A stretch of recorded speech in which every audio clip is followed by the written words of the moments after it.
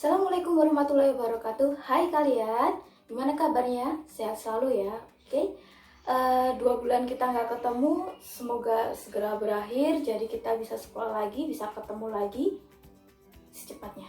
Oke.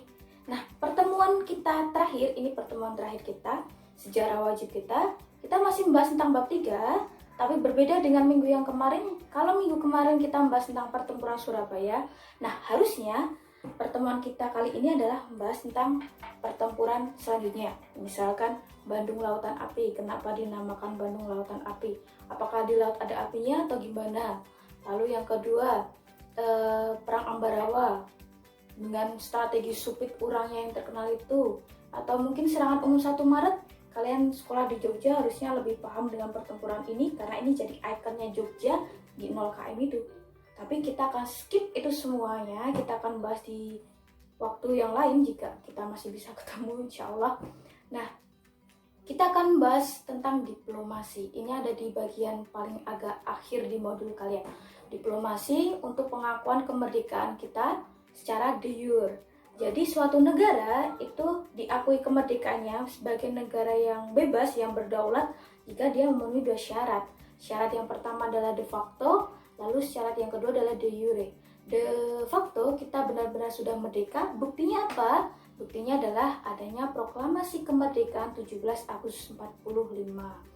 Lalu secara de jure kita belum diakui secara global nih. Baru beberapa negara yang mengakui kita. Ada 4 negara pada waktu itu awal-awal yang mengakui kita. Yang pertama adalah Palestina. Makanya hubungan antara Indonesia dengan Palestina sampai sekarang sangat erat karena dia adalah negara pertama yang mengakui kemerdekaan kita. Lalu yang kedua Mesir. Mesir ini punya peranan yang luar biasa untuk meyakinkan negara-negara di Timur Tengah untuk memberikan pengakuan kemerdekaannya terhadap kita. Lalu yang ketiga adalah India. Setelah kita membantu dia untuk mengentaskan kemiskinannya dengan ekspor beras. Lalu yang keempat adalah Australia karena kita tetangga. Nah, itu sekilas tentang syarat suatu negara merdeka. Nah, diplomasi ini dilakukan supaya kita segera mendapatkan pengakuan secara global nih. Ada 4 perjanjian atau perundingan atau diplomasi yang akan kita bahas. Yang pertama adalah Linggarjati, lalu yang kedua Renville, yang ketiga Romroyen, baru yang keempat Konferensi Meja Bundar atau KMB. Diplomasi ini sebenarnya menjadi pro kontra antara tokoh Indonesia yang satu dengan yang lain. Ini khususnya adalah Sudirman dengan Soekarno pada waktu itu. Pada waktu itu Soekarno masih bersikukuh untuk melakukan diplomasi yang sebenarnya hasilnya itu malah merugikan kita. Tapi Sudirman juga bersikukuh, dia mengatakan bahwa saya adalah tentara, gaya saya adalah melawan.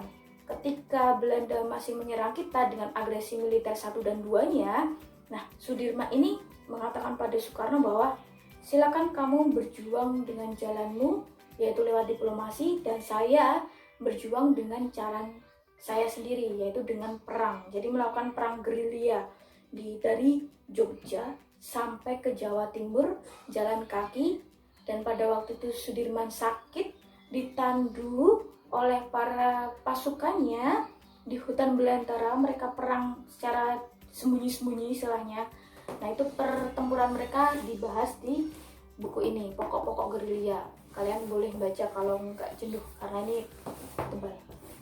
Oke, itu hanya pengantarnya saja. Kita bahas pertempuran kita yang pertama, perjanjian kita yang pertama, yaitu Linggarjati. Jika membahas isinya, tokohnya, tempatnya, itu bisa kalian baca sendiri di modul. Tapi yang akan kita bahas ini adalah pembahasan yang belum saya sampaikan di modul atau di slide PowerPoint-nya. Misalkan yang pertama, dalam perjanjian Linggarjati, dipilihlah desa Linggarjati di daerah Jawa Barat. Ini suatu pertanyaan nih, kenapa kok tumben-tumbennya dilakukan perundingan di daerah Jawa Barat nih, di Linggarjati? Kenapa? Ternyata faktor yang pertama, pada waktu itu sebelum ditentukan desa Linggarjati sebagai tempat perundingannya, Belanda mengajukan kota Jakarta sebagai tempat perundingan. Tapi ditolak karena dianggap nggak netral, karena waktu itu Jakarta sudah menjadi pusatnya Belanda, sudah diambil alih kekuasaannya oleh Belanda. Lalu kemudian Indonesia mengajukan Yogyakarta sebagai tempat perundingan, tapi ditolak juga karena nggak netral juga. Karena pada waktu itu Yogyakarta menjadi tempat ibu kota Indonesia di tahun 46. Jadi karena Jakarta sudah dikuasai Belanda, kita membawa ibu kota ke Yogyakarta. Bahkan seluruh pemerintahnya dibiayai oleh si Sultan pada waktu itu. Nah, karena dua tempat ini dianggap tidak netral, bersebelah, akhirnya dicarilah jalan tengah, yaitu di Desa Linggarjati, Jawa Barat. Ini tidak jauh dari Kuningan, dari kota Kuningan, Jawa Barat. Itu yang pertama, karena dianggap netral nih. Dia adalah pilihan ketiga setelah dua tempat itu ditolak, Jakarta dan Jakarta ditolak. Lalu yang kedua, tempatnya strategis, akses jalannya mudah, mau ke sana mudah, nggak gerunjal-gerunjal, pokoknya sangat mudah, enak. Lalu yang ketiga, tempatnya itu sejuk, jadi untuk melakukan perundingan dengan kepala dingin itu lebih nyaman karena sejuk hawanya, nggak panas, jadi nggak berkelahi mereka. Lalu yang keempat, dulunya tempat yang digunakan untuk perundingan ini itu adalah milik pribadi, rumah pribadi, tapi kemudian diambil alih, dijadikan sebagai Hotel Merdeka, dan hotel ini diambil fungsinya, dialihfungsikan menjadi markas Badan Keamanan Rakyat atau BKR. Ini adalah cikal bakal dari TNI, Tentara Nasional Indonesia. Nah, karena dia dulunya adalah hotel, jadi sarana prasarananya, tempatnya, semuanya itu sangat mendukung untuk dilakukan perundingan dan untuk menjadi tempat penginapan. Makanya dipilihlah Desa Linggarjati, tempatnya di sana. Sekarang menjadi Museum Linggarjati. Kalian bisa main ke sana kalau sudah selesai pandeminya. Lalu yang kita bahas kedua selanjutnya adalah isinya. Ada beberapa hasil dalam perjanjian Linggarjati, tapi yang paling pokok dari Linggarjati adalah wilayahnya. Belanda hanya mengakui wilayah Indonesia itu hanya 3. Sumatera, Jawa, Madura. Hanya 3 itu saja. Dan mau tidak mau kita menyepakati seluruh hasil dari perjanjian Linggarjati yang pada akhirnya ternyata digagalkan atau dibatalkan karena Belanda ingkar janji. Lalu terjadilah perjanjian yang kedua, yaitu perjanjian Renville. Ini adalah suatu perjanjian yang unik karena dilakukan di atas kapal Renville yang sedang berlabuh di pelabuhan Tanjung Priok. Ada 2 orang yang menjadi delegasi waktu itu. Delegasi Indonesia adalah Amir Syafruddin, lalu delegasi dari Belanda adalah Abdul Qadir. Nah, si Abdul Qadir ini ternyata bukan orang Belanda, tapi dia adalah orang Indonesia asli. Kok bisa dia jadi delegasi? Ternyata rekam jejak atau riwayat sejarahnya dia itu dari awal ketika Belanda mendirikan pemerintahnya di sini, bahkan sampai akhir, si Abdul Qadir ini sangat setia terhadap pemerintahan Belanda. Makanya dia dianggap sebagai pengkhianat. Seperti itu. Dia bahkan mau menjadikan dirinya sebagai delegasi untuk mendukung Belanda tetap di Indonesia. Agak mengerikan ya. Lalu pembahasan selanjutnya di Renville adalah hasilnya. Satu hasil pokok yaitu adalah pengakuan atau mengakui adanya garis demarkasi Van Mook. Garis demarkasi Van Mook ini adalah garis ayal yang menyatakan bahwa oh ini wilayahnya, wilayah kekuasaannya Belanda, oh ini wilayah kekuasaannya Indonesia. Dan ternyata dari perjanjian Linggarjati yang kita diakui Sumatera, Jawa, Madura, di dalam perjanjian Renville ini kita cuma diakui Yogyakarta dan sebagian besar dari Jawa Timur. Semakin mengerucut, semakin kecil wilayah kita yang diakui. Nah, ini sangat merugikan, amat sangat merugikan kita. Makanya diplomasi ini sangat ditentang oleh banyak sekali tokoh kita, tapi tetap saja dilaksanakan. Mungkin ini jalan yang terbaik bagi beberapa tokoh pada waktu itu. Dan akhirnya dilakukanlah perjanjian yang ketiga, yaitu perjanjian Romroyen. Nah, ini ada yang unik nih. Perjanjian Romroyen itu berasal dari nama Rom dan Royan. Karena 2 delegasi kita namanya adalah Rom dan Royan. Dari Indonesia namanya Rom, dari Belanda namanya Royan. Makanya ini dinamakan dengan perjanjian Romroyen. Dalam perjanjian Romroyen ini ada satu hal yang kita garis bawahi sangat detail, sangat tebal, yaitu mereka menyepakati bahwa mereka akan bersungguh-sungguh untuk melaksanakan konferensi meja bundar yang akan dilaksanakan di Den Haag, Belanda, sebagai upaya untuk penyelesaian kedaulatan Indonesia. Nah, ini rentetan diplomasi ini sampai ke KMB, ini adalah peran yang luar biasa dari Australia, tetangga kita, yang membantu kita supaya segera diakui secara de jure, secara globalnya. Begitu. Perjanjian yang terakhir adalah Konferensi Meja Bundar atau KMB. Ini dilaksanakan di Den Haag, Belanda, dan pastinya tidak netral. Berat sebelah. Tapi kenapa masih dilaksanakan? Nah, ini pertanyaan yang luar biasa hebatnya di sini.